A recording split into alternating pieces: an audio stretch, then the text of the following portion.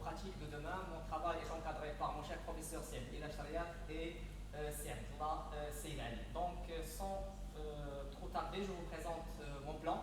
Donc, nous avons tout d'abord une introduction. Après, on va vous présenter l'objectif de notre travail. Ensuite, on va vous présenter aussi le matériel et donc les méthodes utilisées. Donc, résultats et discussions. Et on va clôturer par une petite conclusion. Donc, comme vous savez, c'est que l'éducation physique et sportive, c'est la seule matière qui cherche à développer chez les élèves donc les trois pôles en même temps. Donc, le pôle cognitif, donc le pôle affectif et le pôle de la motricité. Donc, la vision stratégique ou la nouvelle réforme du système éducatif marocain, c'est la vision stratégique 2015-2030, a accordé une place très importante donc, à l'innovation pédagogique et le considère comme un levier essentiel pour l'atteinte des objectifs de l'équité, de l'égalité de chance et de la promotion de l'individu et de la société. Donc aussi la vision stratégique et cherche à améliorer les qualités des apprentissages. Donc à travers quoi? Bien sûr, à travers l'innovation pédagogique. Donc on cherche à intégrer des nouvelles méthodes, donc des nouvelles approches et des nouvelles techniques. Et bien sûr, pour assurer des cours de qualité en éducation physique et sportive, il faut assurer vraiment une formation aux enseignants, une formation solide, une formation pertinente qui répond aux besoins spécifiques de la réalité. Donc voilà, rapidement, je vous présente le cadre théorique. Nous nous sommes basés dans notre travail sur les théories suivantes. Tout d'abord, nous avons le cadre éducatif marocain, c'est-à-dire le système éducatif marocain et le développement de l'éducation physique et sportive. Deuxièmement, nous avons la théorie de valeurs de Shannon-Schwartz, qui décrit les 10 valeurs humaines universelles en 10 catégories. Ensuite, nous avons un modèle basé sur les travaux de plusieurs théoriciens qui s'appelle le modèle ascendant et descendant, qui a une relation bien sûr avec l'innovation pédagogique. Et bien sûr, enfin, nous avons la théorie de la dissonance cognitive développée par Leon Festinger. Donc, sans beaucoup approfondir le cadre théorique, on passe directement à la question principale de notre recherche. Donc, qu'est-ce qu'on cherche à travers notre travail? On cherche en fait à répondre sur la question suivante. Dans quelle mesure la formation des enseignants d'éducation physique et sportive les prépare-t-elle à concevoir et à mettre en œuvre les innovations pédagogiques dans leur pratique professionnelle? Donc, pour répondre à cette question, nous avons formulé l'objectif suivant. Donc, l'objectif de notre recherche est de déterminer le niveau de préparation que la formation des enseignants d'éducation physique et sportive leur offre pour concevoir et mettre en œuvre des innovations pédagogiques dans leur pratique d'enseignement. Donc le matériel, nous avons maintenant le matériel et les méthodes utilisées. Donc pour le choix de la méthode, nous avons choisi la méthode qualitative. Pourquoi? Tout simplement parce que nous cherchons à savoir les représentations, les croyances des enseignants autour de l'intégration de l'innovation pédagogique et comment l'innovation pédagogique impacte les pratiques pédagogiques journalières des enseignants. Donc parmi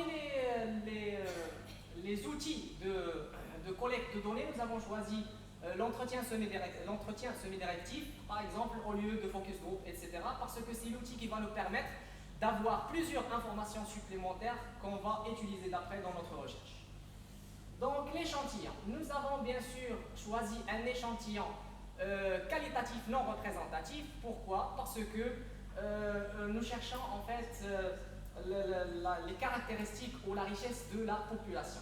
Donc nous avons choisi 15 professeurs d'éducation physique et sportive variés, c'est-à-dire des enseignants, des enseignantes, secondaire qualifiant, secondaire collégial, divisés en 3 régions, donc Rabat, plutôt dans 3 villes, c'est Rabat, Kinitra, Salé, Kinitra. Donc pour que les interviewés ils doivent participer avec nous, ils doivent respecter 2 critères. Donc le premier, il doit obligatoirement être un enseignant d'éducation physique et sportive, ça c'est un. La deuxième des choses, il doit avoir normalement 5 ans d'expérience. Pourquoi? Parce qu'au début, l'enseignant elle est en train normalement d'accumuler une expérience, donc il ne va pas nous aider à répondre donc, à l'objectif de notre recherche. Donc la durée fixée pour chaque entretien, c'est 40 minutes et de temps en temps on peut la dépasser, donc 2-3 minutes de plus. Donc, comme vous voyez devant vous un tableau qui contient les 15 professeurs et la durée de chaque entretien. Donc le matériel utilisé au niveau de traitement des données. Nous avons utilisé le programme InVivo. Pourquoi? Parce que tout simplement, il présente plusieurs éléments essentiels dans le travail. Premièrement, c'est une référence pour l'analyse des données non structurées et qualitatives. Donc, il facilite le codage, requête et visualisation. Il donne donc des classifications automatiques, etc. Donc, maintenant, c'est l'étape la plus importante, c'est l'étape des résultats et la discussion. Qu'est-ce que normalement nous avons trouvé? Nous avons trouvé c'est que les résultats, ils ont une relation avec 3 dimensions. Tout d'abord, les valeurs prioritaires. Nous avons découvert ce que les enseignants d'éducation physique et sportive aujourd'hui, dans le terrain, ils ont une méconnaissance de ce qui se passe dans la nouvelle réforme. D'accord? Donc, ils sont un peu loin. Ils ne savaient plus, par exemple, ils savent que les titres. Voilà, il y a la vision stratégique, mais l'innovation pédagogique, c'est quoi? La loi cadre. Donc, vraiment, ils ont un problème à actualiser les connaissances. Puis, nous avons trouvé c'est que les valeurs personnelles qui possèdent des enseignants, donc, il impacte. Hein, si l'enseignant, normalement, il peut s'intégrer dans l'approche de l'innovation pédagogique où il va résister.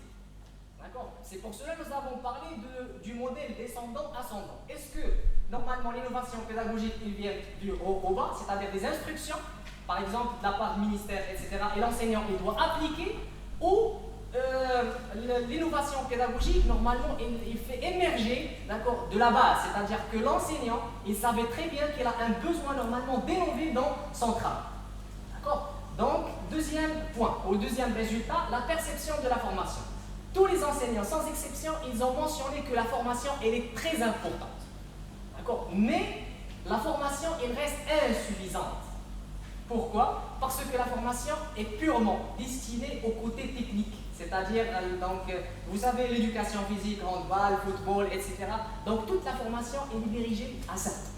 D'accord? Donc, la présence de l'innovation pédagogique, de la psychologie, des sciences d'éducation, ça reste un peu timide. Donc, troisième point, c'est la formation continue. Donc, quand on sort, bien sûr, pour travailler, le seul moyen qui reste pour l'actualisation des connaissances, au niveau officiel professionnel, c'est la formation continue. D'accord? Nous avons trouvé que les enseignants, ils ont mentionné que la formation continue, ils ne jouent pas le rôle, d'accord, pour, par exemple, inviter les enseignants à intégrer l'innovation pédagogique, à utiliser des nouvelles méthodes, des nouvelles approches. La formation continue, elle reste limitée aussi dans le côté technique. D'accord? Nous avons la compétition X dans la ville Y, donc l'infrastructure c'est ça, les professeurs, mais vraiment on ne cherche plus à développer le côté des compétences. Donc, l'approche complémentaire. Donc, on doit vraiment répondre aux points lacunaires que les enseignants rencontrent.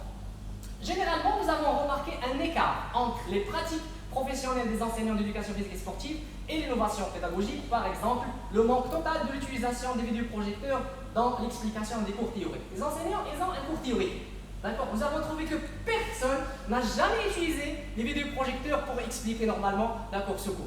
Pourquoi? Voilà, donc... Oui, bien sûr, c'est la conclusion, directement.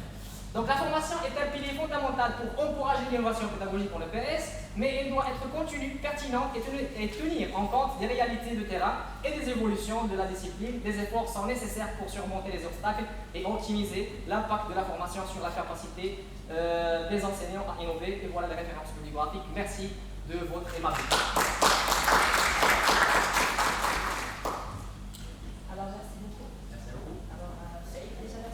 Engagement par rapport au respect du temps. Merci.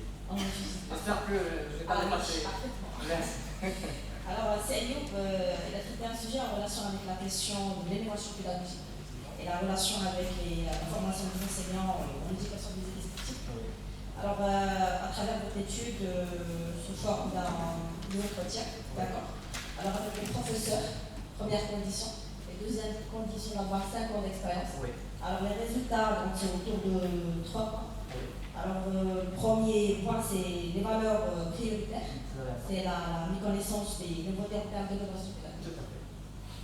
Alors, le deuxième point, c'est la perception de la formation.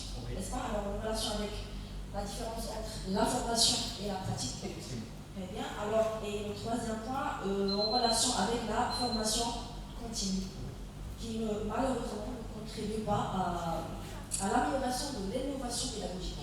Et se concentre juste sur la partie technique. Bon, je pense que c'est ça ce que vous avez essayé d'expliquer. Tout à fait. Très très bien. Je ne sais pas, donc on va essayer de laisser les discussions à la fin de la session. Donc on veut remercier énormément Seydou. Merci Et à vous. on vous souhaite un très bon courage. Merci beaucoup, c'est très sympathique de vous.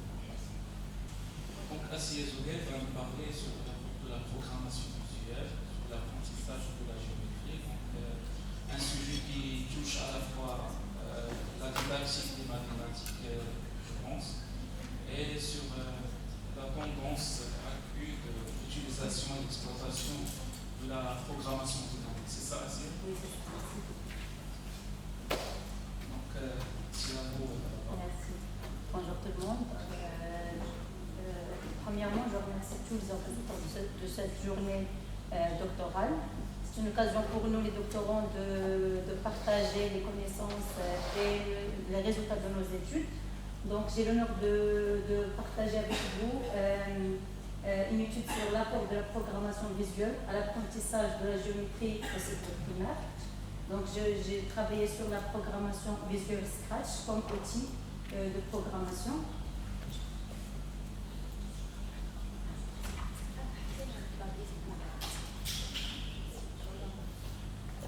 Donc, pour ce faire, nous allons suivre le plan suivant. Nous commencerons par une introduction, la revue de littérature, la question de la recherche, puis la méthodologie suivie pour faire l'étude, et les résultats et les discussions.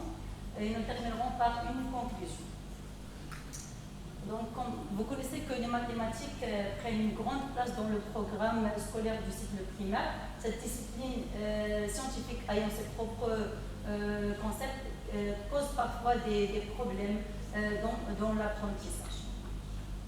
Les résultats de l'enquête TIMSS, c'est une évaluation qui évalue les connaissances en mathématiques et en sciences, ainsi que les évaluations nationales, démontrent une insuffisance notable des performances et des compétences en mathématiques chez la plupart des élèves du cycle primaire. Selon le dernier classement TIMSS, pour 2023, les élèves marocains de la 4e année du cycle primaire figurent parmi les 3 derniers pays de cette édition avec un score de 393 points. Depuis 2019, donc, le ministère de l'Éducation nationale du préscolaire et du sport a instauré une réforme éducative en implémentant l'informatique en programme du cycle primaire avec l'introduction de la programmation Scratch. Donc, pour la revue de littérature, donc, il y a des études qui ont montré le potentiel de Scratch pour développer la capacité à résoudre des problèmes géométriques utilisant des capacités de raisonnement.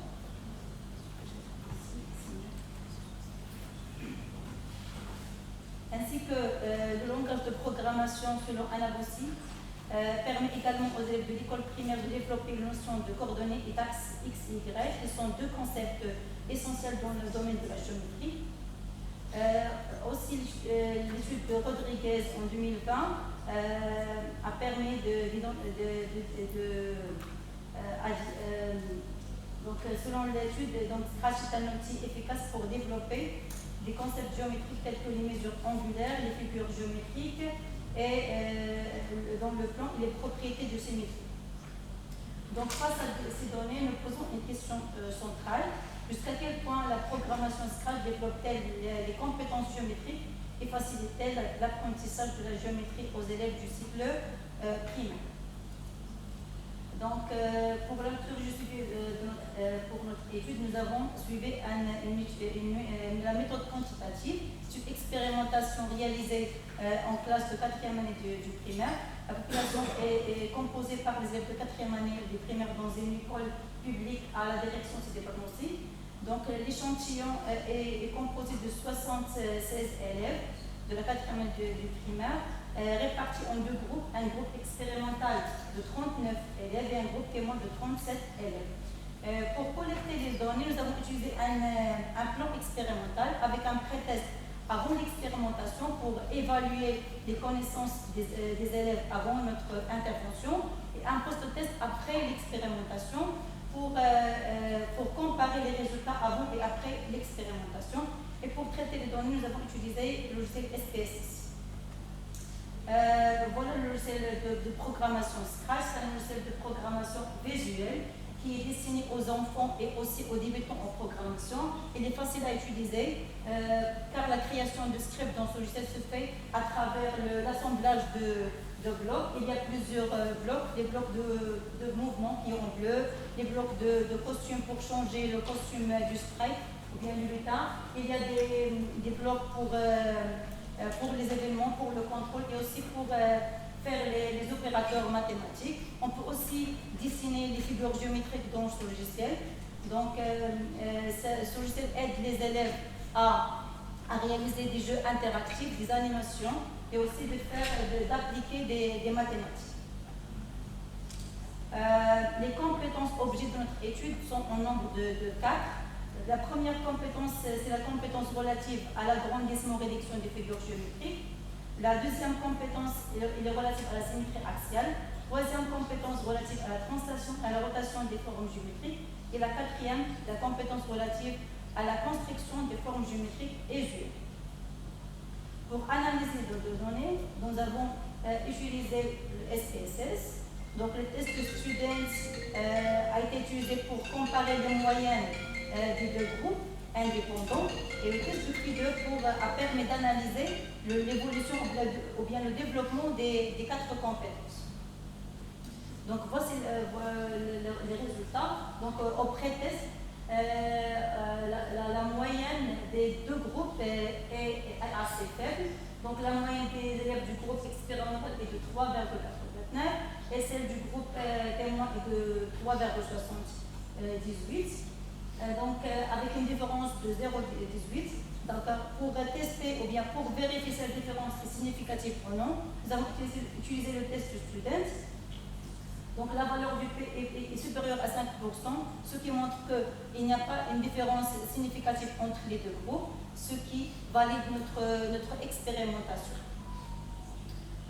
Pour le post-test, la moyenne s'est progressée dans les deux groupes. Donc pour le groupe expérimental, la moyenne est de 7,20 et pour le groupe témoin est 5,18 avec une différence de 0,2.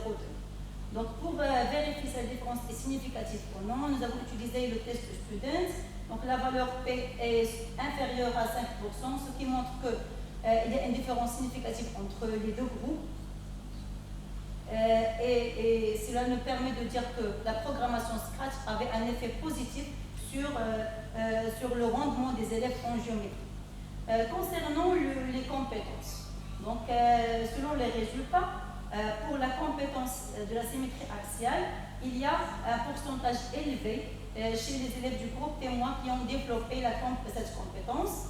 Donc d'après le test de Q2, la différence est significative, ce qui montre que la programmation Scratch n'a pas un effet positif sur le développement de cette compétence. Par contre, le matériel concret de géométrie avait un effet très positif pour développer la compétence de la symétrie axiale. Pour la compétence relative à l'agrandissement et réduction géométrique, nous remarquerons que les élèves du groupe expérimental ont plus développé cette compétence par rapport aux élèves du groupe témoin. Selon la valeur du Q2, la différence est très significative, ce qui montre que la programmation Scratch a un effet très positif sur le développement de cette compétence relative à l'agrandissement et réduction des figures géométriques. Pour la compétence de la translation-rotation des figures géométriques, les pourcentages sont presque égaux. La différence n'est pas significative selon le test Q2, ce qui montre que la programmation Scratch n'avait pas un grand effet sur le développement de cette compétence. Pour la dernière compétence relative à la construction des formes géométriques, nous remarquerons que le pourcentage des élèves qui ont développé cette compétence est très élevé dans le groupe expérimental. La différence selon le test de Q2 est très significative, ce qui montre que la programmation Scratch avait un effet très positif sur le développement de cette compétence. Donc pour conclure, nous avons trouvé que l'utilisation de la programmation Scratch facilite l'apprentissage de la géométrie. Nous avons constaté aussi que dans les cours de la géométrie, une forte implication des apprenants dans la réalisation des projets sur Scratch. Également, Scratch constitue un outil efficace pour développer les compétences géométriques relatives à l'agrandissement et la réduction des figures géométriques, aussi à la construction des formes géométriques usuelles comme le carré, le rectangle, ainsi de suite. Et aussi, nous avons conclu que l'intégration de la programmation Scratch n'a pas d'effet remarquable sur le développement de la compétence géométrique relative à la translation, rotation des formes géométriques. Et aussi, Scratch n'a pas démontré un effet significatif sur le développement de la compétence relative à la symétrie axiale, contrairement aux outils concrets de géométrie qui ont montré une efficacité remarquable. Pour les limites de notre étude, donc l'échantillon de l'étude est réduit. Donc l'expérimentation a été menée dans une seule école primaire publique, rendant difficile de la généralisation des résultats. Aussi, la durée de l'intervention limitée s'avère insuffisante pour mesurer de manière approfondie le développement des compétences géométriques. Une période d'étude plus longue aurait pu fournir des informations plus complètes. Aussi, des recherches futures pourraient étendre l'étude sur une plus longue période et dans diverses écoles afin d'évaluer l'impact durable et la généralisation de l'enseignement de la géométrie basée sur Scratch. Et je vous remercie pour votre attention.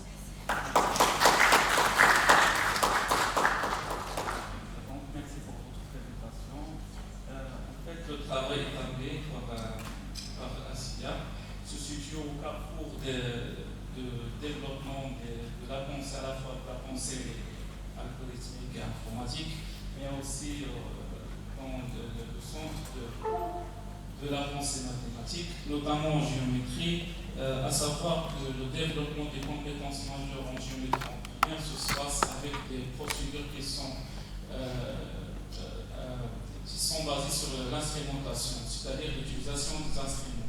Dès le début que les élèves primaires commencent à apprendre à traiter avec des situations géométriques, elles utilisent des outils et des matériaux spécifiques pour mesurer, pour construire, pour décrire, etc.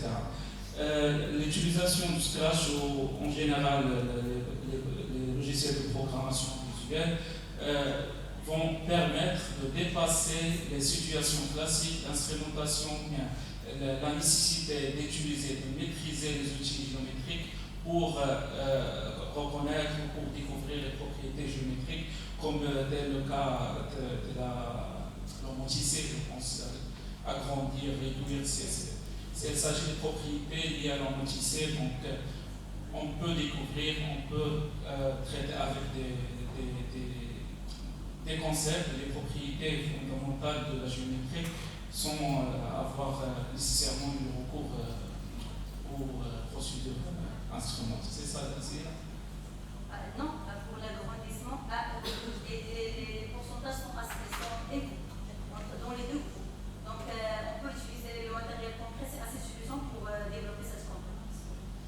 Donc, pour ne pas se tarder encore plus, en poursuivant avec Bouchra Arazi.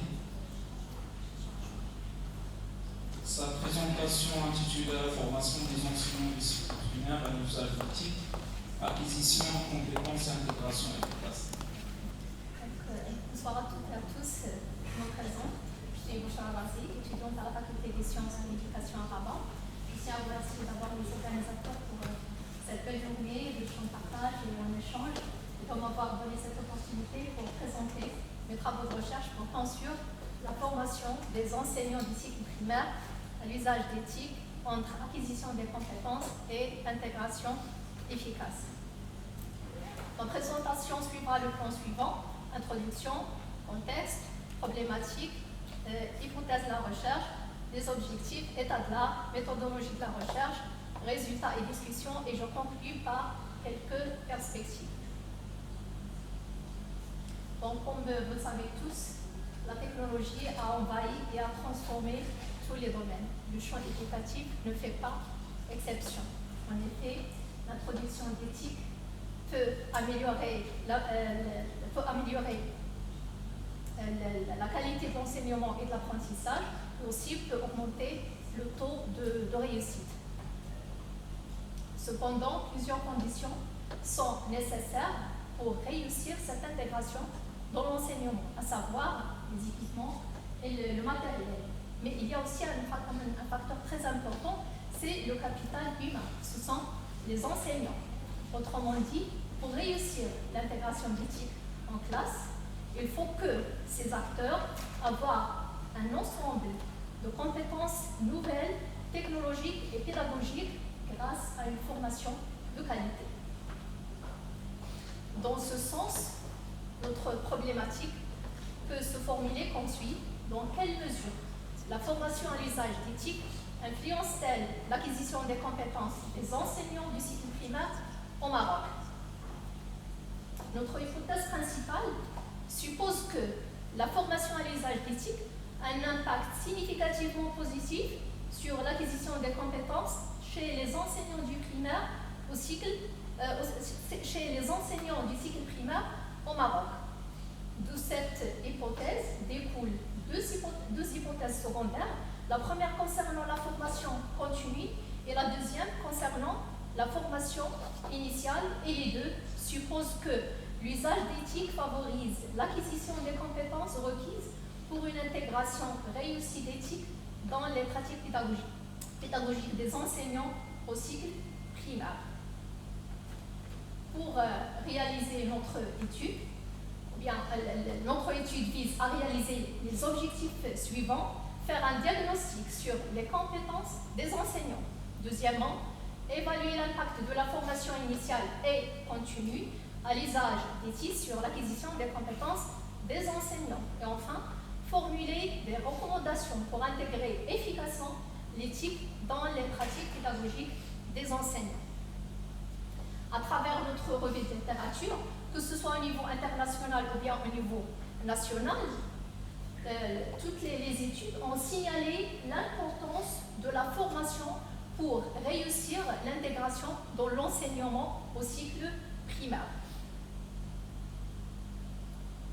Pour réaliser nos objectifs, nous avons mené une étude quantitative à la REF de Casastat et plus précisément à la direction provinciale des GEPIDA.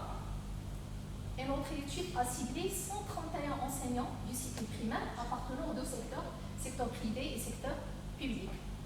Via un questionnaire en ligne, et pour traiter les données, nous avons opté pour les deux logiciels, Excel et SPSS.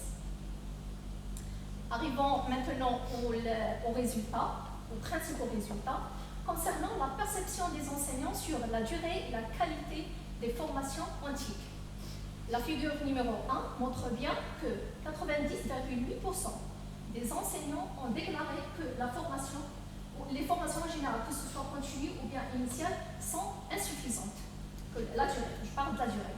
Concernant la qualité, la figure numéro 2 montre que seulement envers 9,20 des enseignants ont exprimé leur satisfaction par rapport à la qualité du contenu des formations. Pour étudier ou bien pour valider notre première hypothèse, suppose que la formation initiale favorise l'acquisition des compétences pour une intégration efficace d'éthique. Alors, le tableau croisé montre que 90,9% des répondants qui ont un bon niveau sont bénéficiés de la formation initiale. Ils ont répondu à notre question par oui. Par contre, 75,7% qui ont un bon niveau. Par contre, 90,9% des enseignants qui n'ont aucune connaissance dans le domaine des TIS ont répondu par non, c'est-à-dire qu'ils n'ont pas bénéficié de formation initiale. Le test du Q2, alors comme vous voyez, la valeur significative P est inférieure à 5%, ce qui montre bien qu'il y a une significative statistiquement, c'est-à-dire que l'association entre les deux variables, formation initiale, acquisition des TIS, il y a une association significativement statistique et par conséquent, notre hypothèse est validée. Concernant notre deuxième hypothèse, stipule que la formation continue à l'usage d'éthique favorise l'acquisition des compétences requises pour une intégration réussie. Alors, comme vous voyez aussi, le pourcentage des enseignants qui ont répondu qu'ils ont aucune connaissance et de 90,9% qui n'ont pas bénéficié de formation continue. Le test Ki 2 est aussi inférieur au seuil de signification et par conséquent, on peut valider notre deuxième hypothèse qui stipule qu'il y a une relation entre la formation continue et l'acquisition des compétences. Donc, dans l'ensemble, on peut dire que la formation joue un rôle très important pour réussir l'intégration d'éthique dans l'enseignement. Donc, pour conclure, on peut dire que la formation est un levier pour l'acquisition des compétences, est une condition nécessaire pour faire réussir l'intégration d'éthique dans l'enseignement au primaire. Et je termine par proposer quelques perspectives. La première, c'est créer un débat plus profond et orienter plus de réflexion sur d'autres volets sujets. Deuxièmement, améliorer les compétences pédagogiques des enseignants pour plus d'efficacité et d'efficience. Troisièmement, fournir à nos décideurs une vision plus nette pour prendre les meilleures décisions politiques éducatives. Quatrièmement, optimiser le passage de notre pays à la transition technologique mondiale. Aujourd'hui, on parle de l'invasion, si vous voulez, de la révolution de la technologie de l'IA. Donc, à quel point on a outillé nos enseignants pour faire l'intégration de ces outils dans leur classe. Et enfin, s'inspirer des meilleures pratiques d'autres pays grâce à des partenariats et en les faisant adapter à notre contexte marocain. Et merci pour votre attention.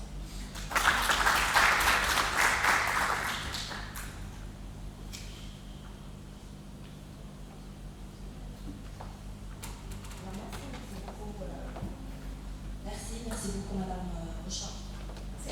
Alors, le sujet était autour de l'utilisation des éthiques dans l'enseignement et surtout la relation entre l'information et l'application d'éthique dans les classes par les enseignants. Alors, on passe directement à notre quatrième présentation avec Madame Zakia sur un sujet Design and Evaluation of Personalization e-learning platforms based on intelligent and adaptive chatbot. Zakia. Okay. Donc on passe directement sur Rouda avec Rouda.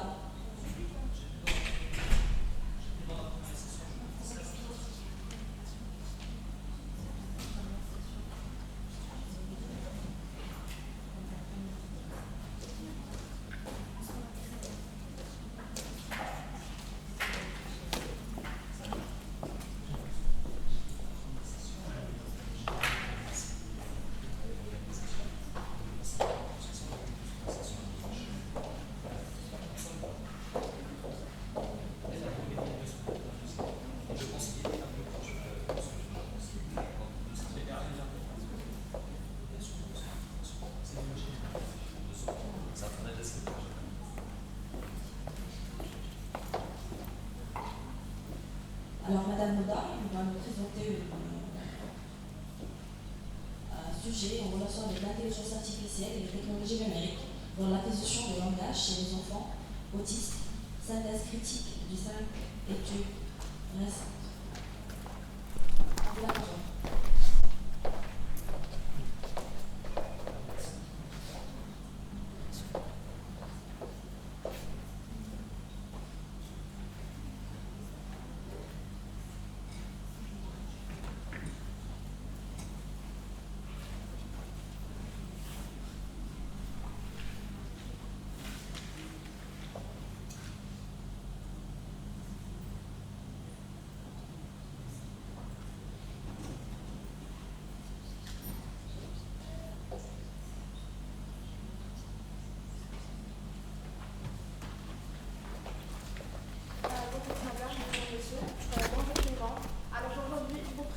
Une synthèse portant l'acquisition de langage chez les enfants atteints de troubles autistiques à travers l'intelligence artificielle et les technologies numériques.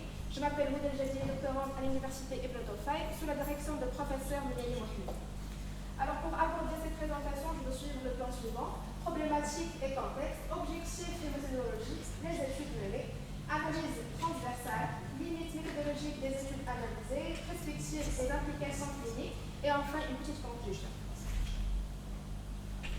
Alors, l'autisme, c'est un trouble neurodéveloppemental qui affecte profondément la communication sociale avec une variété très forte entre les individus. En particulier, de nombreux enfants avec les TSA ont des difficultés d'acquisition de langage, que ce soit dans le plan de la compréhension, de l'expression ou de l'usage pragmatique. Alors, parallèlement, ces dernières années, des avancées majeures ont eu lieu dans le domaine de l'intelligence artificielle, des robots sociaux, des applications éducatives ou encore la réalité virtuelle. L'objet est d'évaluer de manière critique ces avancées technologiques, tout en examinant comment ils s'articulent avec les besoins cliniques réels. Alors, cette présentation a trois objectifs. D'abord, analyser les apports et limites des technologies numériques récentes. Deuxièmement, identifier les convergences et divergences entre approches. Troisièmement, proposer des pistes d'intégration clinique cohérentes. Et pour le côté méthodologie, j'ai sélectionné des études publiées entre 2024 et 2025, toutes issues de revues Scopus Q1 et Q2, et ils représentent une diversité d'approches méta-analyses, revues systématiques, essais expérimentaux avec de l'IA, revue ou dispositifs immersifs. Alors, la première étude réalisée par Chou et ses collaborateurs en 2024 est une méta-analyse qui synthétise les résultats de 47 études sur les interventions numériques auprès des enfants atteints de troubles autistiques. Cette étude montre un effet global positif qui considère comme modéré à forte conscience sociale. Les chercheurs ont identifié une efficacité supérieure de ces technologies, combinées à une approche utilisant une seule technologie. Donc, l'impact est particulièrement significatif sur la communication pragmatique, sourde et difficile à améliorer avec les méthodes traditionnelles. Mais malgré ces résultats promoteurs, l'hétérogénéité des protocoles d'intervention et les publications potentielles biaisées constituent des limites méthodologiques importantes. La seconde étude par Mull et ses collaborateurs, en 2023 aussi, présente un framework d'intelligence artificielle innovant pour prédire les scores de communication sociale chez les enfants autistes.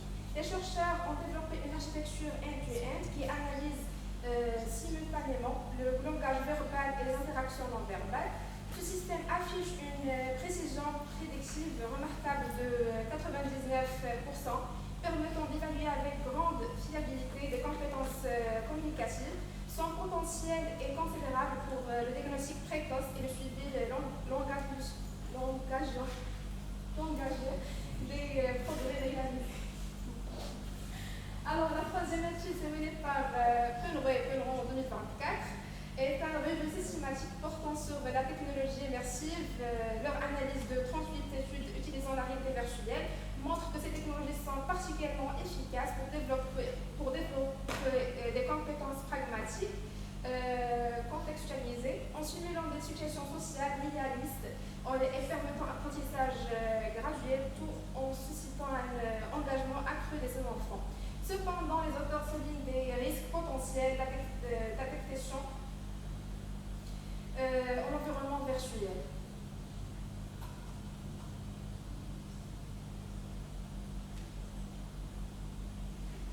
Alors, la quatrième étude sépare Onam et ses collaborateurs en 2024 présente un modèle de AI conversationnel basé sur l'architecture transformée pour améliorer les compétences sociales des enfants en TSA.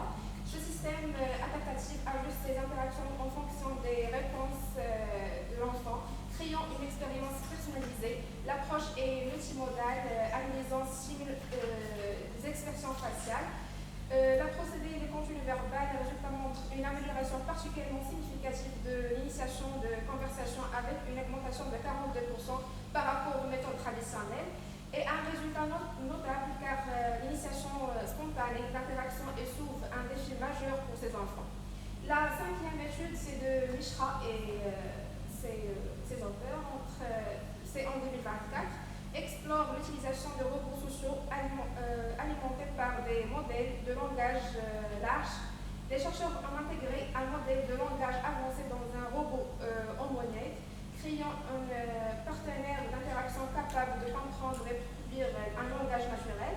Donc le résultat montre une amélioration significative de la capacité des enfants à adopter la perspective d'autrui. Les compétences fondamentales s'ouvrent dans l'autisme. Plus remarquable encore, les chercheurs ont observé un transfert de ces compétences vers les interactions humaines réelles, démontrant le potentiel des robots sociaux comme les médiateurs thérapeutiques. Donc ces 5 études montrent plusieurs points communs. Ils utilisent tout un traitement multimodal des données combinant la voix, les gestes ou encore les expressions faciales. La personnalisation des interventions est aussi présente. Chaque outil s'adapte au profil de l'enfant. Enfin, feedback immédiat est un élément central dans toutes les approches, mais il existe aussi des divergences. Certaines aussi nécessitent un clinicien pour guider l'enfant, d'autres fonctionnement en autonomie. Les objectifs sont parfois différents, compréhension de langage ou expression orale, et à la place où parents variés d'une étude à l'autre. Donc, cette étude présente plusieurs limites. L'échantillon sont souvent petits, ce qui limite la portée des résultats. La durée aussi des interventions était parfois courte, ce qui permet de savoir les effets à long terme. Il manque aussi de certaines recherches des groupes témoignant bien d'effets. Et peu d'études suivent les enfants sur le long terme.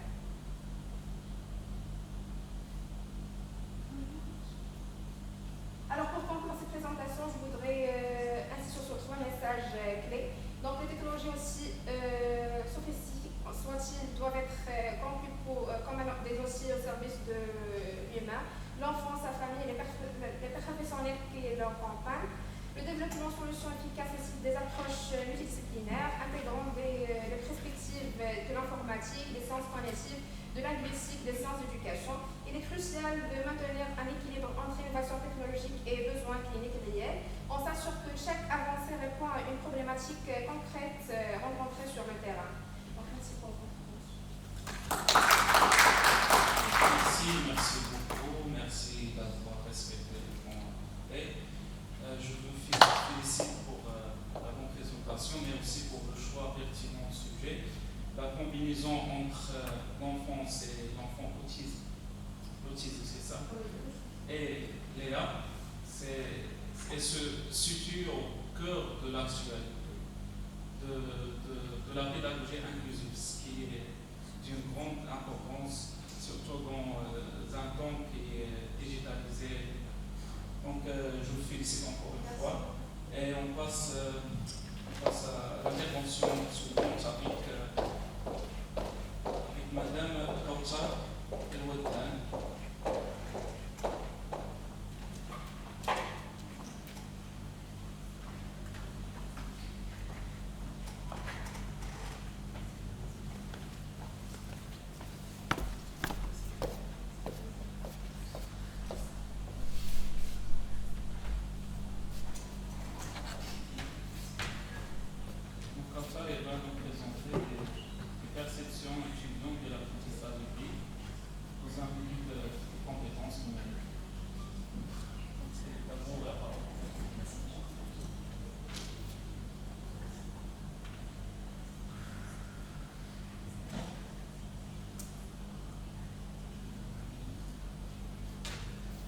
Bonsoir, chers professeurs, bonsoir, chers collègues et invités. Permettez-moi aujourd'hui de vous présenter la communication orale sur les perceptions des étudiants concernant l'apprentissage hybride dans le module Digital Skills. C'est un travail en collaboration avec plusieurs professeurs, mais notamment mon encadrant, M. Shkour Mohamed et Mme Ilham Romeino. Donc, au sommaire de cette présentation, nous allons commencer par une introduction qui posera le cadre de notre étude. Et nous nous pencherons ensuite sur les problématiques, les objectifs de notre recherche, méthodologie, résultats, discussion, avant de terminer notre présentation par conclusion et perspective.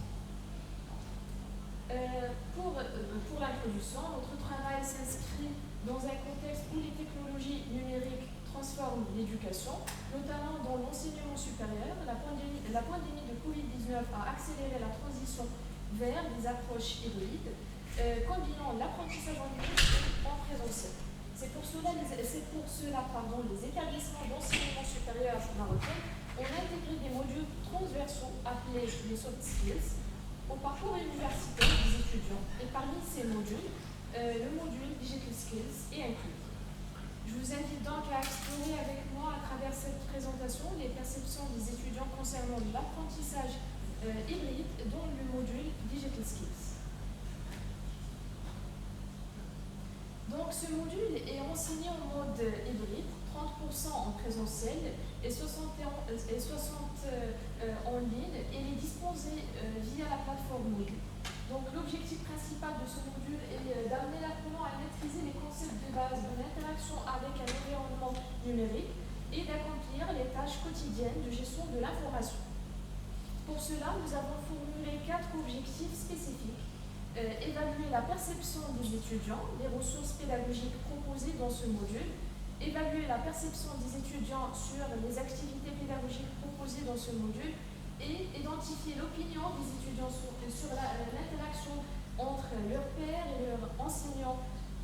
Et quatrièmement, explorer l'impact de l'autonomie, des apprentissages et l'auto-organisation des étudiants.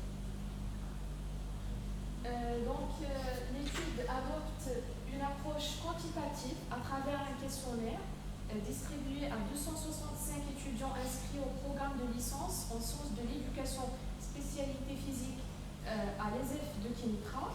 Ce questionnaire comprend 10 questions visant à recueillir les données nécessaires pour évaluer la perception des étudiants lors de leur participation à ce module. Les données ont été collectées auprès des étudiants suite à leur participation à 2 séances d'enseignement, une séance de 4 heures en présentiel et une séance en ligne dispensée sur la plateforme Moodle de l'université. Les données recueillies par questionnaire ont été analysées principalement à l'aide du logiciel Excel.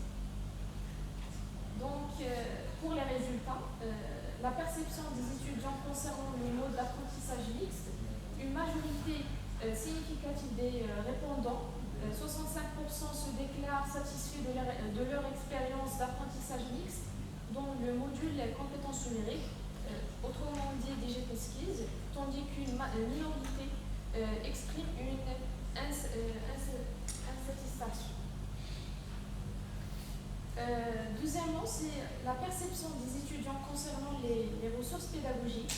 Donc, une large proportion des répondants considèrent ces contenus comme facilement compréhensibles, ce qui reflète une perception favorable de la clarté et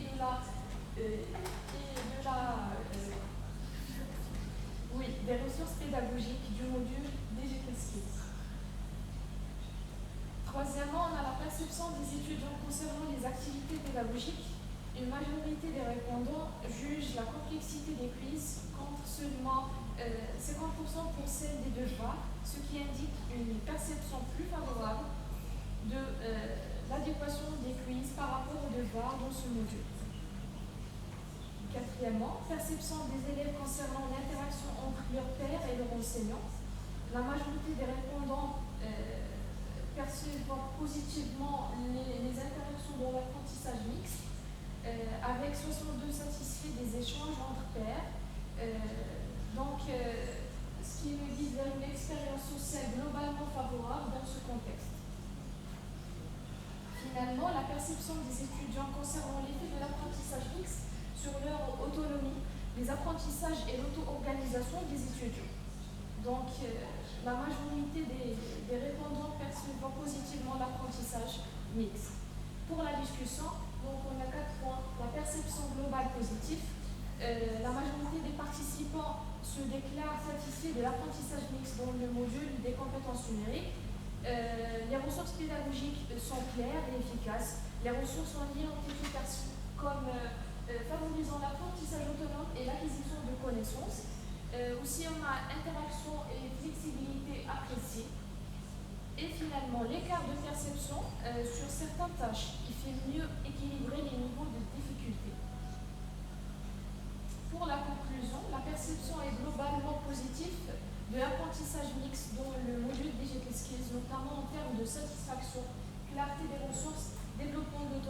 il est recommandé de renforcer l'interaction pédagogique et d'élargir l'étude et d'autres universités. Des références et merci pour votre attention.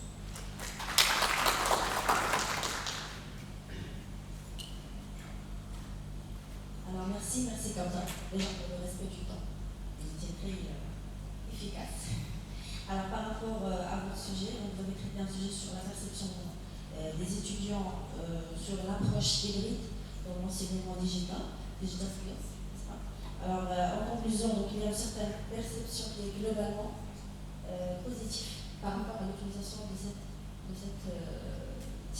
type d'enseignement hybride, n'est-ce pas? Oui. Alors je vous remercie énormément pour cette présentation, pour la qualité également de la présentation. Donc monsieur d'un très bon courage. Merci. Alors on passe directement à Madame Rita.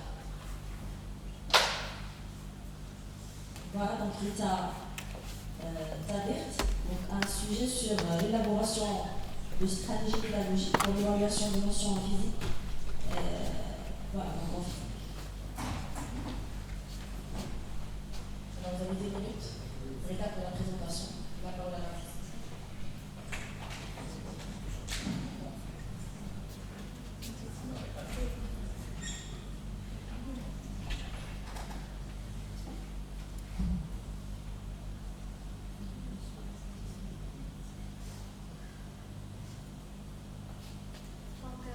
Bonjour à tous et à toutes. J'espère que vous allez bien. Je suis très heureuse d'être parmi vous aujourd'hui. Je tiens à remercier M. Noël et M. Bozeta pour leur encadrement. Je tiens de vous présenter mon sujet de recherche. C'est l'élaboration de stratégies pédagogiques pour l'évaluation des notions en physique. Donc, l'évaluation des apprentissages en physique représente aujourd'hui un enjeu majeur pour améliorer la qualité de l'enseignement scientifique.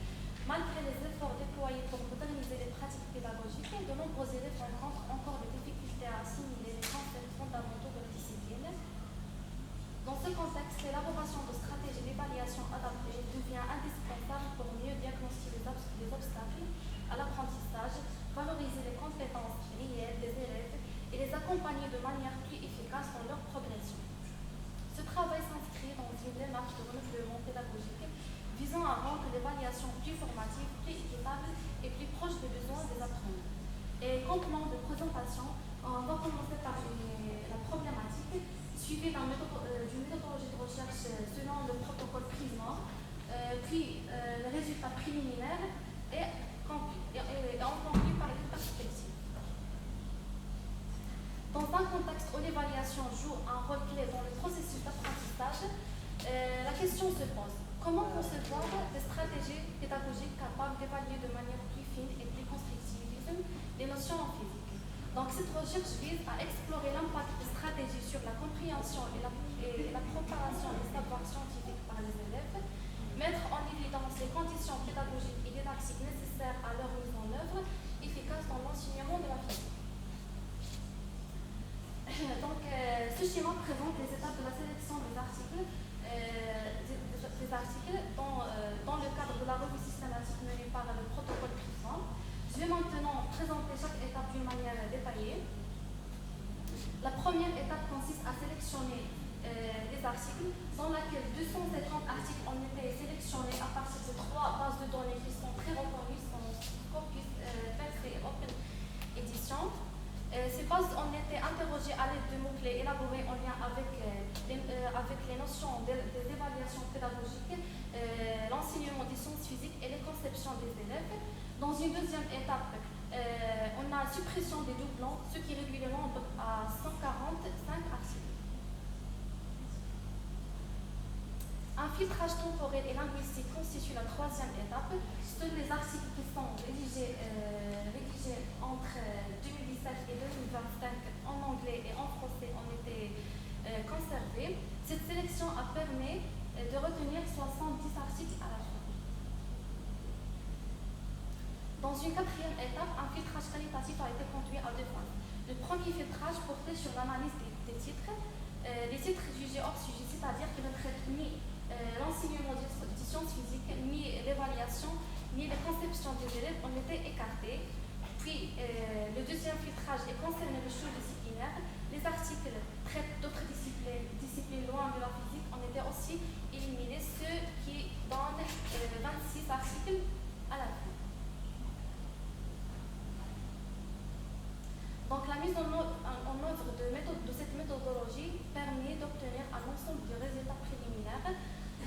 Premièrement, fréquence des recherches sur les conceptions erronées en physique. L'analyse du corpus révèle une forte récurrence des travaux portant sur les conceptions erronées au préalable des élèves en physique. Ces recherches mettent en évidence que de nombreux élèves construisent des représentations mentales inexactes de certains phénomènes physiques comme les forces, les mouvements, l'énergie ou encore les notions d'électricité. L'intérêt croissant pour les stratégies d'évaluation. Donc la seconde tendance majeure observée concerne l'attention croissante portant sur l'évaluation et le manque de domaine sur le contexte marocain. Malgré la richesse des recherches, sauf il y a un manque dans les présentations des Marocains. Donc, à la lumière de ces résultats, plusieurs pistes de travail se dégagent pour la suite de la recherche.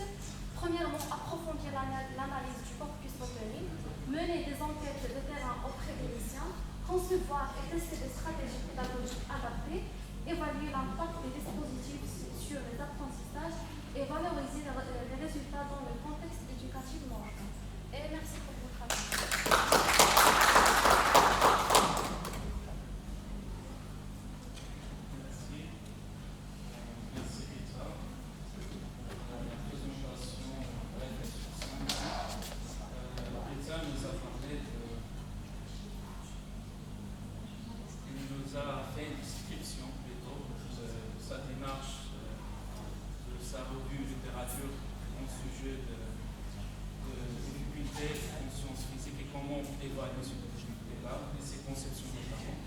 Vous avez arrivé à un point sur la problématique où on a la nécessité de chercher ou bien de travailler surtout sur les conceptions et comment évaluer la compréhension conceptuelle en physique en général. Voilà. Donc je vous félicite pour le choix et pour le travail effectué. Et merci. On passe directement à l'intervention suivante avec M. Zohar pour son sujet intitulé l'intégration des robots éducatifs toujours en classe, évaluation du meilleure pratique.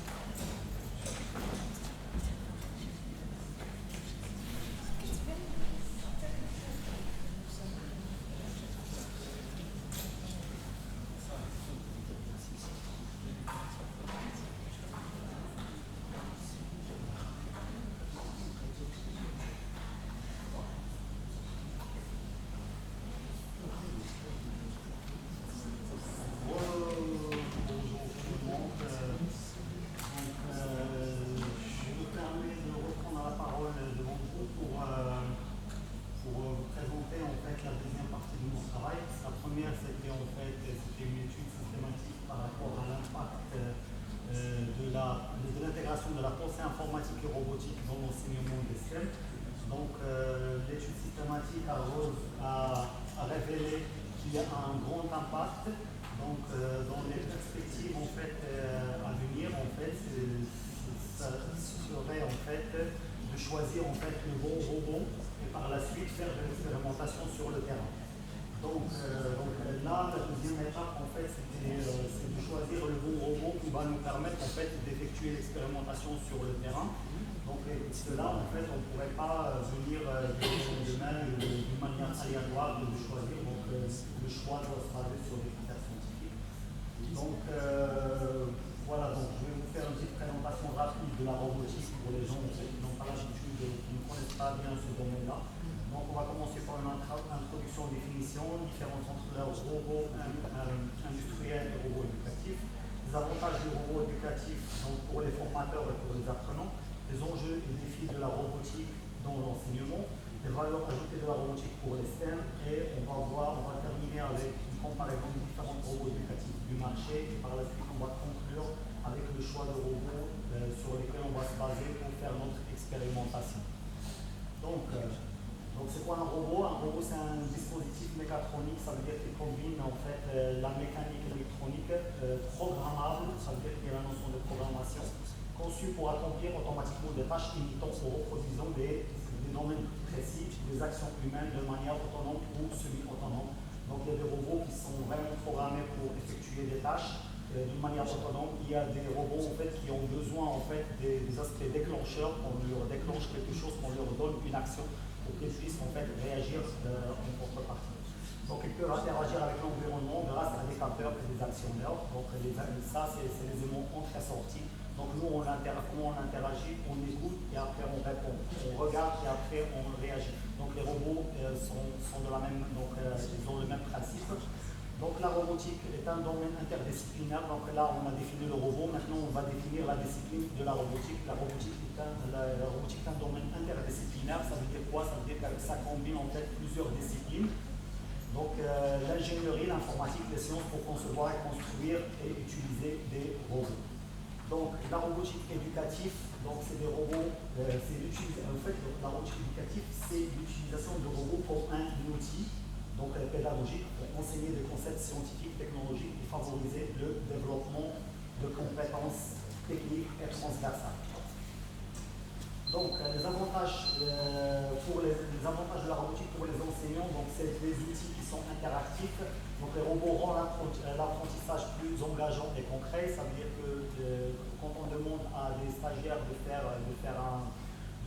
programmer un robot pour qu'il fasse une tâche, ça veut dire qu'ils vont faire la tâche et ils vont regarder directement le résultat.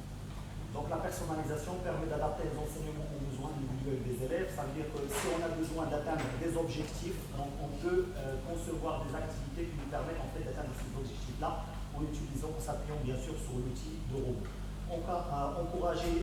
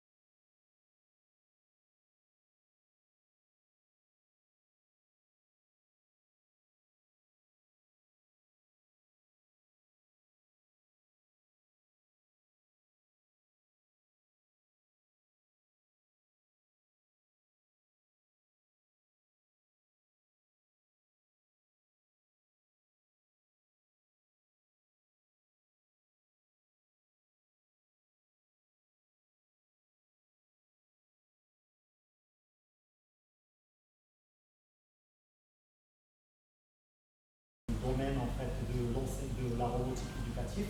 Donc, pour les caractéristiques, il y a l'âge des étudiants. Donc, l'environnement de la programmation qui est très important. Il ne faut pas que ce soit un environnement 100% programmation, 100% par exemple informatique, sinon on va perdre les étudiants.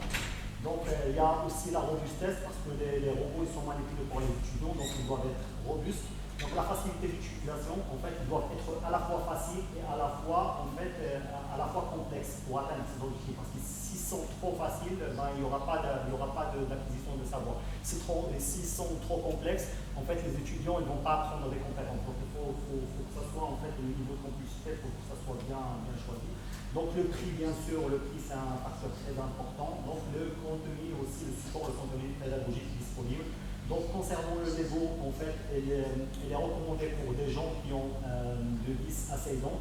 Donc, l'environnement de programmation, c'est Scratch, soit c'est de la programmation basée sur des blocs, en fait, c'est de la programmation visuelle. Et si on veut repousser un tout petit peu, on peut utiliser le langage de programmation Python qui est utilisé maintenant dans les écoles. Donc, concernant la robustesse, c'est un robot qui est très robuste, conçu pour usage scolaire intensif. Ça veut dire qu'en fait, le risque de le casser, le risque en fait, de l'abîmer, il est très moindre. Donc, facilité d'utilisation, elle n'est pas trop facile, mais elle est moyenne, donc plus complexe pour les débutants. Donc, ça veut dire qu'il faut choisir en fait les bonnes activités pour que ce soit accessible. Donc, le prix c'est entre 330 et 380 €. Donc, contenu pédagogique, franchement, il y a de quoi faire. Donc, Dashamdot, la tranche d'âge c'est entre 6 et 12 ans, application dédiée donc Wonderflow Pad, donc assez robuste, structure en plastique solide. Donc, concernant la facilité d'utilisation, donc c'est très très facile. Ça veut dire que en fait, c'est vraiment pour les extrêmes débutants. Donc, le prix aussi, il est accessible entre 150 et 180, donc riche en nombre de leçons et cas à l'emploi. Donc, on va passer au dernier robot qui est le N-Boot. Donc, la tranche d'âge recommandée, c'est entre 8 et 14 ans. Donc, il utilise le N-Block basé sur Scratch ou Arduino, le C++.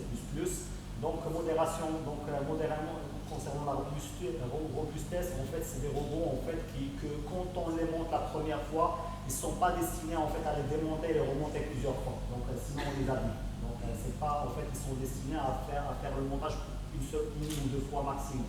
On ne peut pas en fait faire plusieurs TP avec le même robot pour plusieurs étudiants. Donc la moyenne nécessite un assemblage initial, donc la facilité d'utilisation c'est moyen. Donc par contre en termes de prix, en fait c'est les robots les plus accessibles du marché. Donc concernant le tutoriel, il n'y a pas beaucoup de tutoriels en ligne. Voilà. Donc pour conclure, la robotique éducative offre des opportunités uniques pour transformer l'apprentissage et préparer les élèves aux défis futurs. Donc malgré les défis techniques et technologiques, son potentiel reste potentiel pour enrichir l'éducation reste immense. Donc investir à la formation, donc il faut investir à la formation des enseignants et l'accessibilité des outils est essentielle pour maximiser ces bénéfices. Et besoin d'atteindre des objectifs, une dernière phase concernant mon expérimentation personnelle en fait de travaux. Moi, je partais au lieu des opérations, bien sûr, c'est des outils on va encourager l'innovation, donc les enseignants peuvent intégrer les projets pratiques, donc c'est leur nom à évoluer, ça veut dire que en faisant la chose et collaboratif. Donc, le dernier avantage, c'est le développement professionnel, les enseignants acquièrent de nouvelles compétences en technologie et pédagogie innovantes. Ils apprennent avec les étudiants. Donc, les avantages pour les apprenants, c'est de l'apprentissage actif. Ça veut dire que les stagiaires, ils sont des acteurs en fait, de leur apprentissage, ils ne sont pas en mode statique, donc ça veut dire qu'ils ne sont pas juste des absorbants en fait, du savoir, mais en fait, donc, les élèves apprennent en faisant et renforcent leur compétences. Good afternoon, everyone. First of all, I want to thank compétences transversales via for this doctoral training. A big thank you for all of you also for being here. So today I'm gonna share with you my research and my vision on how we can improve security, transparency, and also control on medical data, combining les défis de la robotique éducative. Donc il y a des défis qui sont techniques en fait. On combine the two promising technologies, blockchain and also AI. Donc, des compétences techniques, pas tous les professeurs qui enseignent la robotique peuvent les maintenir. Donc, s'il y a un robot éducatif, c'est que c'est une machine Healthcare systems are changing to new technologies like AI and smart devices and IoT, like Internet of Things, of course, are being used in hospitals and clinics to make healthcare better and faster. These tools help doctors give better care and let patients follow their health in real time. However, they also bring new problems. For example, health systems are not always connected, and patients don't have enough control on their personal data. The old way of storing and sharing data is no longer enough. We need solutions that are more flexible, safe, and transparent. For this our problem. So the main problem is how can we manage this huge amount of data safely. So today's health systems are use central servers, like everyone know, like Meta or Facebook or any company use some. We can name it centralized systems. In other side, blockchain use decentralized systems. Also, most patients don't know where their data is stored. No one knows where the data is stored and who is using it or how to protect it. So we need a new way to manage health data. This is smart, transparent, and gives control compared to the patient. Challenges. Let's move to the challenges in healthcare data. Let's look more closely at the key challenges. First one, scalability. Health data is growing every day. Current systems can't manage this growth effectively. Interoperability. Health information is often stuck in one hospital or one system. It's hard to share across organizations.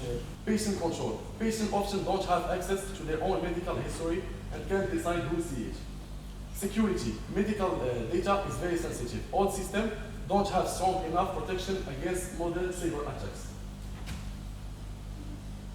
What's the role it's going to play the blockchain in healthcare data?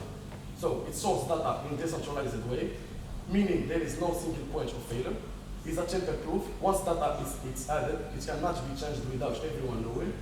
It brings transparency to the system. All data activity is recorded and can be audited. Smart contracts let patients control who can access their health data. This makes blockchain more efficient and improving trust and security and control. Now, the role of AI. How AI secures and improves the healthcare. It stores data in the decentralized way, meaning there is no single point of failure. It can block unauthorized users to access to the data, except we give them the access. Smart access, in blockchain we name this smart contracts. It means there is smart contract between the user and the data. Real-time alerts, it means it can also help doctors by analyzing data to support diagnosis and treatment. When used together with blockchain, AI provides a strong layer of protection and real-time response. Combining these two, what gives us? When we combine AI and blockchain, we get a strong and smart digital system for healthcare. Blockchain gives us a safe and reliable way to store and share data, and AI watch over the data and predict the anomalies detected. This kind of system can help us reduce data breach, improve trust between patients and doctors, and also clinics and hospitals. Let's see some use case when we can use this hybrid. So, a patient normally can visit different hospitals and doctor can access their medical history quickly and securely. AI can study medical records to find early signs of disease and detect mistakes. Clinical researchers can store study results on the blockchain, ensuring the data is not changed or lost. For the future perspective for this research, first of all, we need to create a system that can handle data from millions of patients at once. We must make sure AI is used in a transparent way. Systems from different countries and hospitals and clinics can all of them access at the same time. Most important one, so we need to give full control of personal health. It means like every patient has the full control on his data. So, as a conclusion, Combining AI and blockchain help us to improve security, transparency, and control on our medical data. This is not just a technical solution, it also keeps step toward the right patients and building trust in digital health. Thank you. Thank you very much, Mohammed.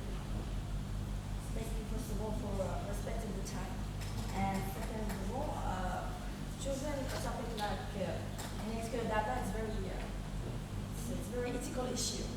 Because when we talk about healthcare data and how we can use this data with this ethical issue and the role of blockchain and the AI and the combination between the two of these huge techniques to protect data, it's very difficult. Yes, it's really challenging. So we thank you very much for choosing the topics and respecting the time. Thank you so much. On passe directement à Aurélia. Donc, bonjour, ravi d'être parmi vous aujourd'hui, madame la chef. J'espère que vous allez bien.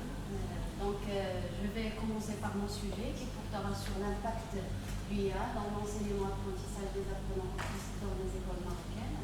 Ce sera la prolongation peut-être du sujet de madame Bouda. Donc, avant d'entamer, voici le plan de mon travail. Je vous laisse le soin de le voir. Donc, pour introduire, une situation d'enseignement-apprentissage est un ensemble d'acteurs en interaction dans un environnement censé être propice au processus des savoirs acquis. Cette situation vise l'intégration de l'apprenant en premier dans un système créé pour la collectivité et puis son inclusion où l'école où la collectivité est supposée évoluer pour l'individu. Autrement dit, ce n'est plus l'apprenant qui s'adapte au système, sinon c'est le système qui s'adapte à l'apprenant.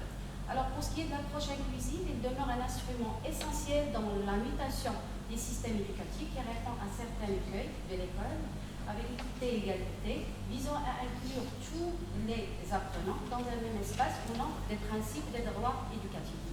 Et avec l'avènement de l'IA dans le processus d'enseignement, un grand pas est tracé vers le changement de la démarche éducative auprès des apprenants en général et ceux en difficulté en particulier.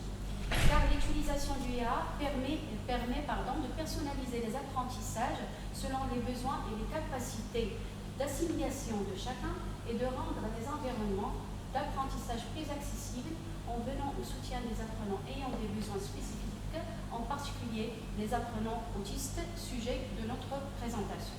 Alors, l'autisme, appelé aussi trouble du spectre autistique, regroupe diverses affections liées au développement du cerveau. Il rassemble l'altération de la communication, des interactions sociales, par des comportements répétitifs et des brusques changements d'intérêt et d'attitude. Cette déficience rend l'enfant incapable d'apprendre le langage par imitation, par exemple. C'est pour cela que l'enfant autiste est obligé de passer par un apprentissage ciblé par des éléments socio-communicatifs pour pouvoir les reconnaître et les interpréter dans un contexte donné, sinon il sera sans réaction ou avec une réaction anormale devant quelques situations. Alors la particularité observée chez la personne autiste depuis le diagnostic effectué par Kanner en 1943 sur 11 enfants est leur fascination pour les objets avec une grande habileté pour les manipuler. En effet, Graham, père d'un enfant autiste et aussi un chercheur, a constaté dans sa thèse que l'enfant autiste a envie d'apprendre, mais sans que cet apprentissage repose nécessairement sur l'interaction humaine. D'où la motivation des recherches dans ce domaine pour concevoir et tester un outil UTIS tel qu'un robot ou un logiciel afin de travailler les compétences déficitaires chez ces enfants. Alors, pour le constat, certes, plusieurs études ont été menées sur l'utilisation du IA dans le but de développer des compétences déficitaires chez les apprenants en difficulté, comme l'interaction verbale, l'imitation, mais les pratiques expérimentales sont pour le moment d'ordre plus thérapeutique que d'ordre éducatif et restent peu exploitées dans le processus d'inclusion scolaire ou dans l'enseignement spécialisé. Ainsi, pour mieux cerner le problème, la présente contribution vise à mettre en évidence l'apport possible de l'usage du IA pour développer des compétences langagières, verbales et gestuelles chez les apprenants autistes et leur créer un environnement propice pour l'apprentissage. D'ici, pour comprendre le contexte spécifique de l'étude, une attention double est portée sur 2 points indispensables pour prendre en compte les préférences et les particularités de l'apprenant au sein du groupe. Il y a l'acquisition rapide et le développement des compétences pour avoir un même niveau d'apprentissage que leur père, et aussi la réussite de l'inclusion scolaire dans un système éducatif hétérogène grâce à l'IA, à des applications d'apprentissage telles que GLX, Otsimon ou Avas. Pour les objectifs de la recherche, il est indispensable de considérer l'IA comme un pilier essentiel dans l'enseignement-apprentissage des apprenants autistes qui peuvent prendre une place à l'intérieur d'un contexte caractérisé par la multiplicité et la diversité. C'est pour cela qu'il faut adopter des méthodes d'enseignement basées sur l'IA qui prennent en compte le trouble autistique et la diversité en classe, explorer la capacité personnelle des apprenants pour adapter et adopter l'application la plus adéquate à leur niveau, et exploiter les différences pour créer la cohésion et ajuster le cursus pédagogique aux aptitudes personnelles et rendre l'environnement scolaire un espace social propice. Pour l'orientation épistémologique de l'étude, il englobe 2 fondements théoriques. Une théorie didactique avec une approche interventionnelle pour mettre en place des applications adéquates sur terrain, et une approche communicationnelle pour affecter positivement la performance et susciter l'engagement et la motivation des apprenants. Pour ce qui est de la théorie contemporaine, il se base en premier sur le cognitivisme pour impliquer activement les apprenants et adopter, selon Piaget, le processus d'assimilation de la connaissance et son accommodation dans les structures environnementales avec le co-travail. Et en deuxième, le socioconstructivisme qui consiste, selon Vygotsky, à apprendre en faisant et à apprendre à faire par le groupe dont nous vivons afin de stimuler la créativité, la collaboration et l'incorporation d'un savoir à travers des méthodes innovantes comme les applications suscitées.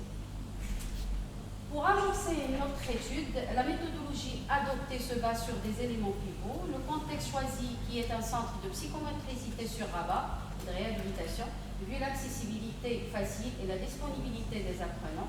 Pour les outils, une observation est faite au profit des apprenants qui sont au nombre de 6 au cours de leur apprentissage en groupe, car une séance programmée est exécutée au niveau du centre en adoptant une application. Et il y a l'échantillon qui était restreint avec un choix résolu pour cerner le problème. Pour le consentement libre et éclairé, il était respecté dans l'étude. Après une observation bien structurée de la situation actuelle sans adoption des applications, des découvertes ont confirmé le constat initial. Ils indiquent que les apprenants ont des problèmes de communication, un problème de prononciation. Leur carence se manifeste dans divers aspects, l'écholalie, la résistance, les mots coupés ou répétés, ce qui rend l'apprentissage plus difficile. Ainsi, les apprenants ont un niveau d'apprentissage insatisfaisant et non équivalent à leur père. Par contre, les parents ont formulé leur souhait de pouvoir un jour voir leur enfant réussir leur vie scolaire et communiquer avec les autres aisément. Après l'adoption des instructions assistées par l'application auprès des apprenants, l'observation a dévoilé une certaine progression dans leur apprentissage, leur communication, leur attention et leur comportement. Pour les programmes choisis, ce sont des applications certifiées et récompensées dédiées pour les apprenants en difficulté, afin d'avoir leur propre voix au sein du groupe. Pour le développement de l'imitation, l'augmentation d'un comportement communicatif permet de dire que l'outil numérique a un rôle facilitateur d'interaction. Pour les interactions simples et non verbales, le jeu éducatif est conçu pour montrer à l'apprenant des réactions spontanées devant chaque situation, comme la peur, la joie et autres. En termes de communication, des fonctions socio-communicatives ont été remarquées comme l'attention conjointe et le contact œil à œil. Et une chose primordiale pendant l'adoption de l'application réside dans la mobilisation de l'interaction triangulaire apprenant-enseignant et application. Alors d'ici, selon les obstacles réclamés et les besoins définis, des solutions réalisables dans la mesure de possible, bien sûr, ont été proposées, à savoir l'introduction d'un outil informatique dans une classe hétérogène visant une adaptation personnalisée des applications à leur profil cognitif et besoins éducatifs particuliers, l'acquisition des capacités et des compétences en IA pour pouvoir enseigner un groupe hétérogène avec une diversité linguistique et culturelle, encouragement de l'utilisation des applications de IA au profit des apprenants en difficulté et ne pas être réfractaire, c'est-à-dire éviter la résistance à l'IA, et contribution à une réflexion renouvelée vu les stratégies pédagogiques contemporaines et les évolutions actuelles dans le système éducatif. En somme, entre ne porter aucune attention à l'autre et ne pas savoir comment amorcer une interaction, plusieurs manifestations sont possibles de se déclarer et priver l'apprenant de son inclusion au sein d'une classe hétérogène. Ainsi, nous pouvons dénoter des difficultés persistantes marquées par une absence ou un manque de réciprocité sociale. Ces difficultés sont aussi présentes dans la communication non verbale et la coordination des actions. Ainsi, à travers des approches, il faut exploiter ces divergences et instaurer des démarches éducatives basées sur l'IA pour créer une homogénéité et une cohésion situationnelle en classe et par ricochet, favoriser les interactions sociales et ajuster les cursus pédagogiques de chaque apprenant, quel que soit son état. Voici ma bibliographie et merci pour votre attention.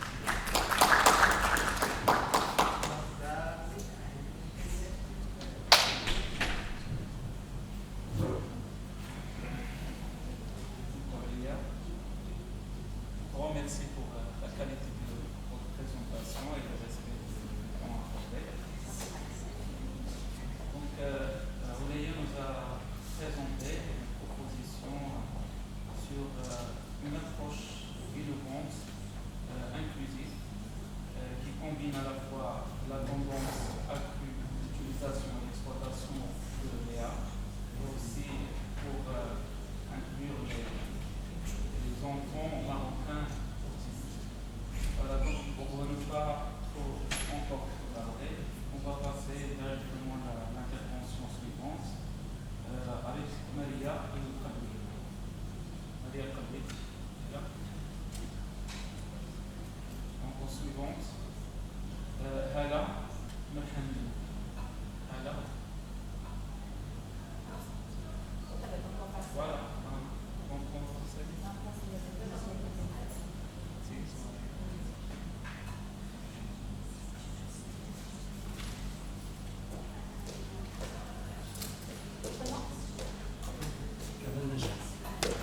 Il nous reste juste une dernière intervention avec M. Kamal Najib, son intervention intitulée A Machine Learning Approach to Satisfying Student Learning Style in Online Environments. M. Kamal, stage is yours.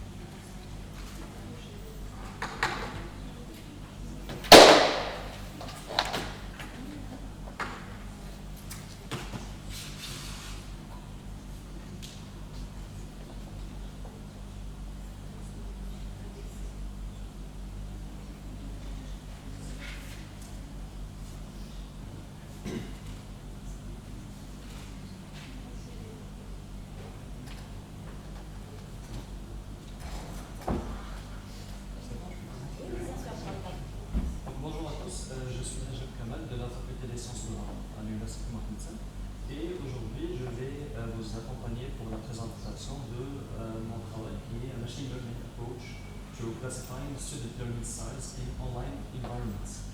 Donc l'objectif en fait à travers ce travail, c'est de travailler sur deux paradigmes qui sont très essentiels pour ce qui est l'enseignement adaptatif. Le premier, c'est les learning styles, donc pour pouvoir adapter l'enseignement pour les étudiants, les élèves bien sûr. Et le deuxième, c'est le online environment. Donc ici, nous parlons aussi de l'apprentissage en ligne. Donc pour le premier, quand on parle de l'apprentissage adaptatif, nous parlons sur trois éléments importants. Le premier élément, c'est comment nous allons pouvoir adapter le contenu de la présentation, le support de cours qui va être enseigné par l'enseignant. Le deuxième, c'est comment l'enseignant va pouvoir adapter son contenu d'apprentissage, d'enseignement.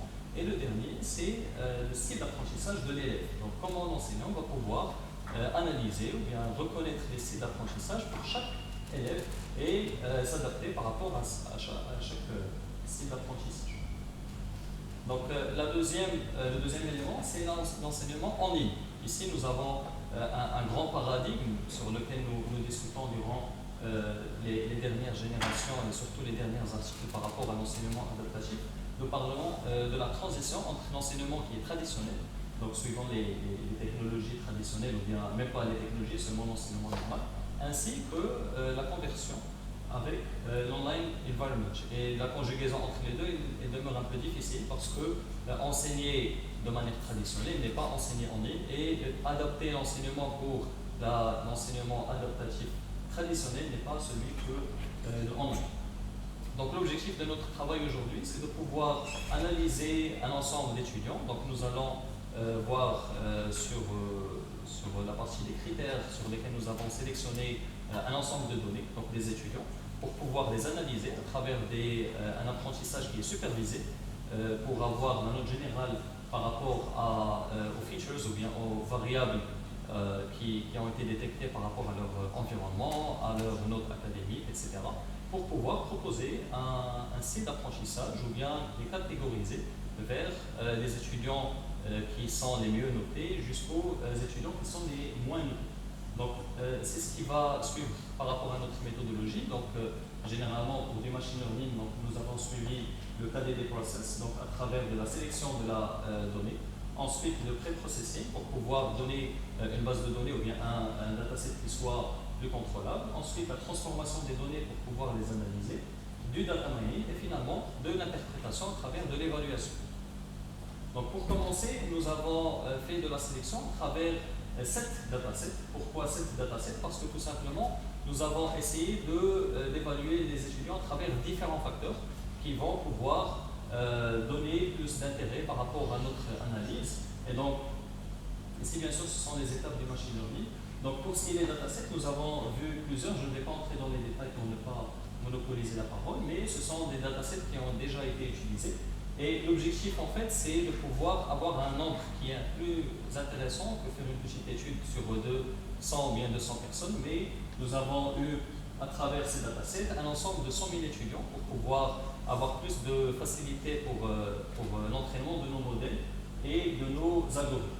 Donc ici, nous avons le deuxième dataset. Le troisième, c'est le Student Performance. Donc chaque dataset, nous avons pris les éléments et les features qui sont les plus intéressants pour pouvoir les analyser et pouvoir merger tous les datasets pour avoir un final. Donc ici, nous avons les 7 datasets. Ensuite, donc ici, un petit résumé des variables que nous avons retenues. Et ceci mis en gras, que vous allez voir, donc à travers le gender, le weekly self-study hour, extracurricular activities, donc tout ce qui est para-universitaire. Et bien sûr, tous ces éléments sont par rapport à des étudiants en université et qui ont l'objectif d'avoir un apprentissage qui est surtout par Internet ou bien à travers des plateformes en ligne. Ensuite, donc, à travers le processus de machine learning, nous avons l'harmonisation des features que vous voyez ici, donc à travers le gender, extracurricular, l'absence par rapport au cours, le study hours, parental support, previous scores, sleep hours, attendance, etc. Ensuite, la catégorisation que nous avons faite pour pouvoir faciliter le travail et l'analyse et l'entraînement à travers les algorithmes. Donc, comme je vous ai dit, nous avons utilisé un apprentissage qui est supervisé à travers des algorithmes de classification que vous allez voir bien sûr.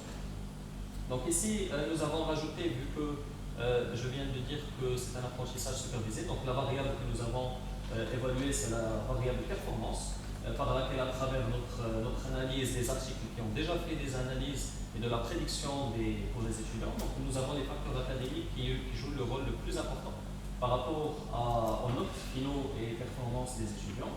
Ensuite, nous avons les habitudes d'études, donc ce sont les weekly self-hours, etc. Les facteurs personnels, les facteurs environnementaux, les facteurs binaires et les facteurs catégoriels. Donc ici, chaque facteur qui a été affecté pour les variables qui lui sont intéressantes, donc pour pouvoir faire notre analyse et donner la variable d'objectif. Donc ici, nous avons commencé par le Random Forest Classifier, qui est l'un des algorithmes les plus utilisés pour ce qui est ce type d'analyse.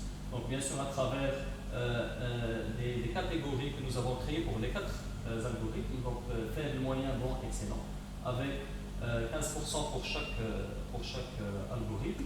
Donc pour ce qui est des résultats de notre algorithme, nous avons eu 77% pour ce qui est l'algorithme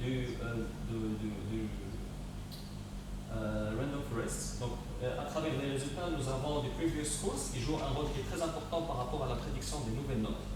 Pour ce qui est le deuxième algorithme, nous avons eu le Light GVN qui a été aussi utilisé par les précédentes analyses et articles. Donc il y a eu une accuracy de 88%, bien sûr en ayant une analyse de 80-20 pour ce qui est le test de trade, etc. Ensuite, ici bien sûr c'est le previous course, donc qui revoit aussi sa place pour ce qui est les analyses des prédictions. Ensuite, suivi par les exam scores, sleep hours, etc. Par la suite, le troisième, c'est le Decision Tree Classifier, qui a donné comme résultat 89% d'accuracy pour ce qui est son analyse. Bien sûr, pour ce qui est les hyperparamètres, ils ont été optimisés à travers les fonctions de Grid CV pour pouvoir donner les meilleurs résultats pour chaque algorithme. Bien sûr, plusieurs tests ont été faits pour donner les meilleurs accuracy pour chaque algorithme. Donc ici, son interprétation, donc, qui a donné Academic Score Square, Study Efficiency, Academic Engagement. Et finalement, nous avons eu le XGBoost qui a donné 97,99 d'accuracy, donc qui a été le meilleur algorithme dans notre analyse. Donc ici, nous avons une petite comparaison entre les 4 algorithmes. Donc nous avons Academic Score, qui est demandé le plus par le XGBoost, Study Efficiency, Engagement Score, le Well-being. Donc le Well-being, c'est le merging des éléments de Parental Support, etc. Et finalement, le Support Scores. Donc pour ce qui est la différenciation entre les 4 algorithmes qui ont été utilisés. Et ensuite, ici, nous voyons la classification par rapport à l'algorithme du XGBoost qui nous donne une classification par rapport à l'analyse des 100 000 étudiants que nous avons vus à travers notre dataset. Et nous avons l'interprétation, donc qui est le résultat de notre travail, par rapport à l'accompagnement de chaque étudiant. Donc pour ce qui est les parties des excellents, nous avons du 90% sur 100, bien sûr ce sont des notes notées sur 100, pour ce qui est le excellent, pour le good, le average et le poor, donc qui est le moyen, avec des styles d'apprentissage. Et nous essayons à chaque fois de pouvoir adapter ces styles d'apprentissage et tous ces éléments, donc ces features, pour pouvoir catégoriser les styles d'apprentissage de chaque élève et adapter le style par rapport, bien sûr, à la technologie qui sera utilisée par la suite. Et donc, l'objectif, en fait, c'est de pouvoir adapter cette analyse pour pouvoir travailler les styles d'apprentissage comme le VAR, le FSLSM, donc le Felder Silverman, pour pouvoir proposer les meilleurs learning styles à ces étudiants et par la suite proposer une plateforme pour pouvoir permettre à ces étudiants d'être dans le meilleur des délais d'apprentissage adaptatifs. Merci beaucoup.